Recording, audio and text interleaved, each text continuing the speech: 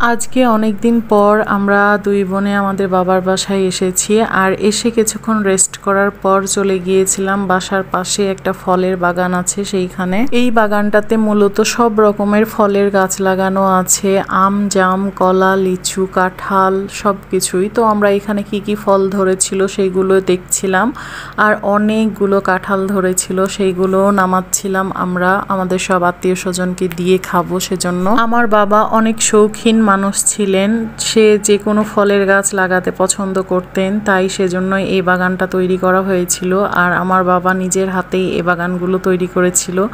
আর বাবা যেহেতু নেই সেহেতু এখন আমার ভাই ভাবি ওরাই পরিচর্যা করে এগুলোর। এই বাসায় আসলে আমার অনেক ছোটবেলার স্মৃতি মনে পড়ে যায়, আর অনেক মিস করি আমি আমার বাবা মাকে। হয়তো ওনারা বেঁচে থাকলে এতদিন অনেক ভালো হতো। সেই ছোটবেলায় মাকে হারিয়েছি, মায়ের ভালোবাসা কেমন সে জিনিসটাই বুঝতে পারি না। এখন যখন আমার মেয়ে হয়েছে আমি এখন অনেক ফিল করতে পারি কি একটা মায়ের ভালোবাসা কতটা নিখুঁত আর কেমন হতে পারে। আমি আমার মেয়েকে যখন আদর করি, ভালোবাসি, তখন প্রতিটা মুহূর্তেই আমার ছোটবেলার কথা মনে পড়ে কি আমি কত ভালোবাসা থেকে বঞ্চিত ছিলাম বা বঞ্চিত হয়েছি। আসলে মায়ের ভালোবাসার না কোনো তুলনা হয় না। যাই হোক, কি আর করার, নিয়তির কাছে আমরা সবসময় হার মেনেই যাই, আর আল্লাহর জিনিস আল্লাহই নিয়ে নিয়েছে।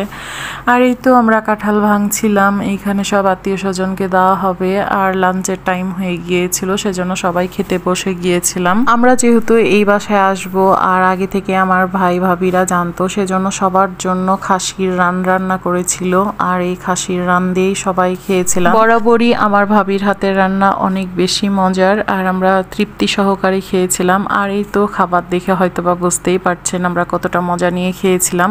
আর আমার জামাই একটু আসতে লেট করে দিয়েছিল, সেজন্য সে একটু লেট করেই বসেছিল। তারপরেও আমার ভাইয়ারা সবাই ওর জন্য ওয়েট করছিল। সবার লাঞ্চ শেষ করার পর বসে গিয়েছিলাম সবার আড্ডাবাজিতে। আর আমরা সবাই একসাথে হলে গল্পের কোনো তো সীমানাই থাকে না, যে যার মতো গল্প করতেই থাকে। আর যেহেতু অনেক দিন পরে একত্রে হই সেহেতু আমাদের গল্প চলতেই থাকে। আর এইগুলো হচ্ছে রসকদম, এইগুলো সোমা আপু নিয়ে এসেছিল। আমি যেহেতু রসকদম পছন্দ করি সেজন্য সোমা আপু আমার জন্য রসকদম নিয়ে এসেছিল। আর সোমা আপু যেহেতু রসকদম তেমনটা লাইক করে না, সে হচ্ছে লবঙ্গ নিয়েছিল। এটা হচ্ছে নবাবের লবঙ্গ আর রসকদম। নবাবের মিষ্টি আমরা একদমই মিস করি না, আমরা যেখানেই থাকি না কেন। চাঁপাইনবাবগঞ্জে গেলে এইখানকার মিষ্টি আমাদেরকে খেতেই হবে।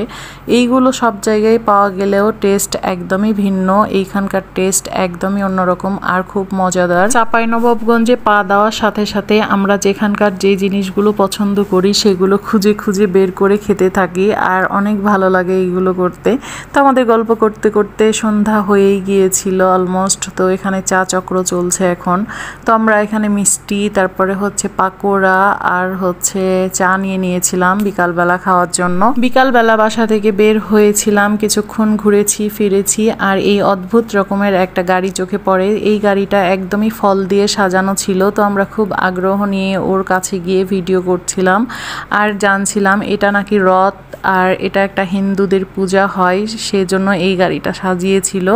তো এই তো আজকের ভিডিও এই পর্যন্তই, দেখা হবে নেক্সট ভিডিওতে। ততদিন ভালো থাকবেন, আমার ফ্যামিলির জন্য দোয়া করবেন। আল্লাহ হাফেজ।